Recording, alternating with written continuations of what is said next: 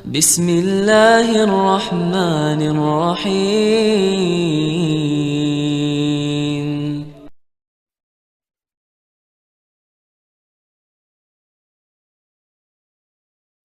Tunjukkan saya tokoh Wahabi, apa yang dilakukannya? Mana negeri kafir yang dibebaskannya? Mana? Tunjukkan saya. Nggak ada.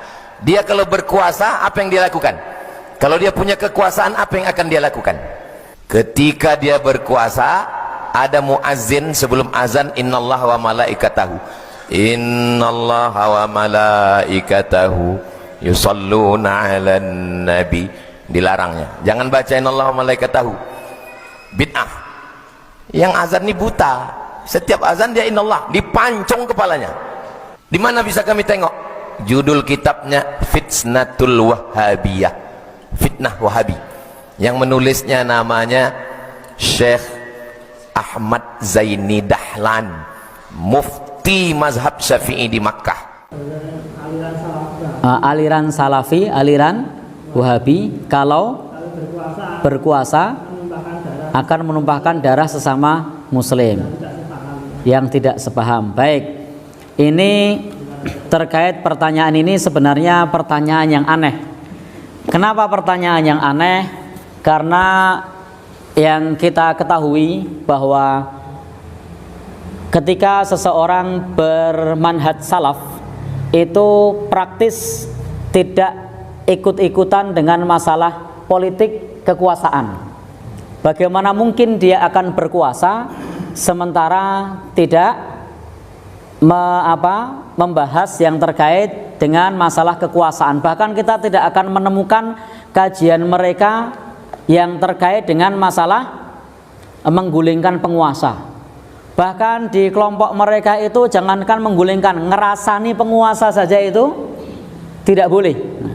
Silakan nanti ketemu dengan saudara-saudara kita yang ngaji manhaj salaf.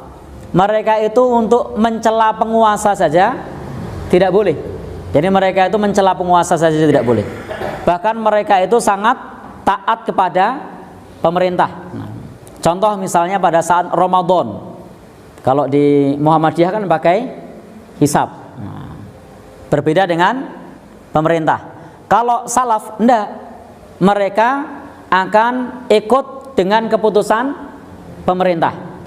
Bahkan andai pun yang dibuat oleh pemerintah itu, keputusan pemerintah tersebut itu dalam tanda kutip mendolimi mereka, mereka tidak akan melawan. Itu salah satu prinsip dari manhaj salaf. Nah, jadi itu pertanyaan yang agak aneh, karena tidak, bagaimana mungkin kemudian mereka merebut kekuasaan kemudian berkuasa dan menumpahkan darah kaum muslimin. Karena konsep dalam salaf itu konsepnya adalah bahwa kebaikan itu bukan dari atas, bukan dari kekuasaan, tetapi dari pribadi masyarakat yang baik nanti akan membentuk pemerintahan yang baik. Jadi dari masyarakat yang baik akan membentuk pemerintah yang baik. Nah, karena kalau masyarakatnya ini tidak baik, dengan cara apapun kita membentuk atau memilih pemimpin, maka karena bibitnya bukan bibit yang baik, maka hasilnya tidak baik. Saya kasih contoh. Bapak Ibu pernah makan kacang? Pernah ya? Kalau kacangnya itu semuanya isi 3, mau dimakan dengan cara merem, dapatnya isi 3. Dengan cara terbuka, dapatnya isi 3. Dia ambil pakai tangan kanan, dapatnya isi 3. Dia ambil pakai tangan kiri, makanya tetap tangan kanan, dapatnya tetap isi 3. Nah, karena semua bibitnya kacangnya baik. Nah, tapi kalau kemudian kacang ini kopong-kopong, gombong-gombong, mau dilihat dengan merem, diambil dengan merem, kopong, melek, kopong, tangan kanan, kopong, tangan kiri, kopong.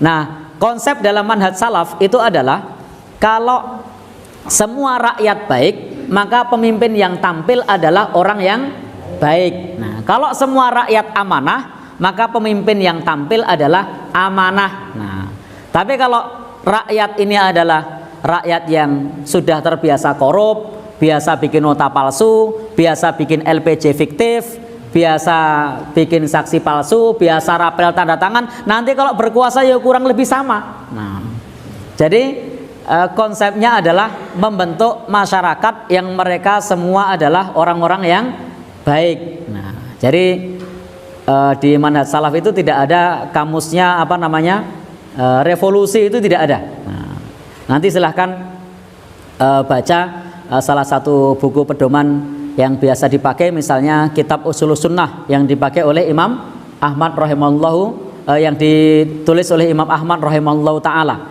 Di situ tidak boleh bagi kita untuk memerangi penguasa yang sah. Nah, kalau kemudian Bapak dan saudara yang berbahagia yang dirahmati oleh Allah Subhanahu wa taala, terkait mengenai masalah Wahabi, saya tidak paham apa yang dimaksud dengan Wahabi. Nah, jadi silahkan nanti teman-teman, bapak-bapak dan saudara yang berbahagia yang dirahmati oleh Allah Subhanahu wa taala, karena Wahabi ini lebih kepada stigma, bahkan hampir-hampir nyaris tidak kita temukan organisasi yang namanya Wahabi. Kalau misalnya ada, itu terdaftar di Kementerian Hukum dan HAM kapan, berdiri tahun berapa, itu tidak ada.